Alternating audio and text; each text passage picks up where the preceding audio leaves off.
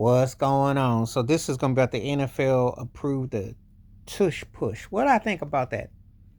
I ain't got no problem with it. I mean, Jalen Hurts and them didn't figure out a way to make it a powerful. Any way you can get that ball across that line, no biggie. The offensive linemen want to get a touch and they just push you. So what's the problem? The play's not dead. You remember when running backs would get tackled? But unless your knee touches the ground and your the ground can't cause the fumble and you're still moving, what's the problem?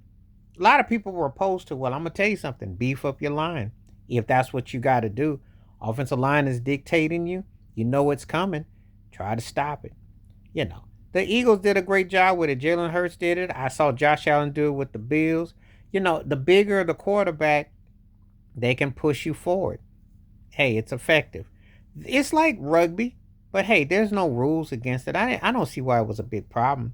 It's not taunting. It's just beating you on the line. It's old fashioned smash mouth beating you on the line. That means you got to get your hiney up there and block. And if you hit the spot, you get that yard. What's the problem? Sometimes people are looking at these things and thinking, they're thinking that it's some add on or some kind of way of doing it. But it's just fundamental football. It's like our formation. Used to have fullbacks who were told to get 1 yard. I remember Pete Johnson back Cincinnati Bengals, 1 yard. Marcus Allen did it too. The 1 yard plunge. You get specialized players to get that 1 yard. All this does is just push you. When it'll be quarterback sneak, this is even better because you line up and you're pushing the line. That's not a legal formation. They already get you for formations and where you got to set up and plays. This is all legal. So I ain't got no problem with it. I think there's other fish to fry with the NFL.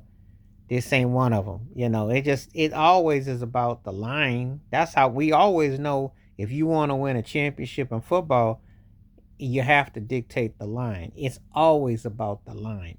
It's always about who can get the push because I'm going to impede and I'm going to impose my will on you. That's what it comes down to. So if you like the NFL, I mean, who is opposing this? The Packers, Green Bay used to do it. It's a copycat league. So anything one does, another does. The only problem when someone can't stop it is why they complaining. Well, you have to bulk up and be prepared for it. You don't really, you're sitting up there crying about it, ain't gonna get the job done. So the tush push is not a problem. I don't expect the NFL was gonna have. I don't even know why it even came up for discussion because it's not any illegal formation. It's all within the sets and everything that's there. So I don't understand why anybody was gonna have a problem with it. I've seen formations that you could probably render and have a problem with.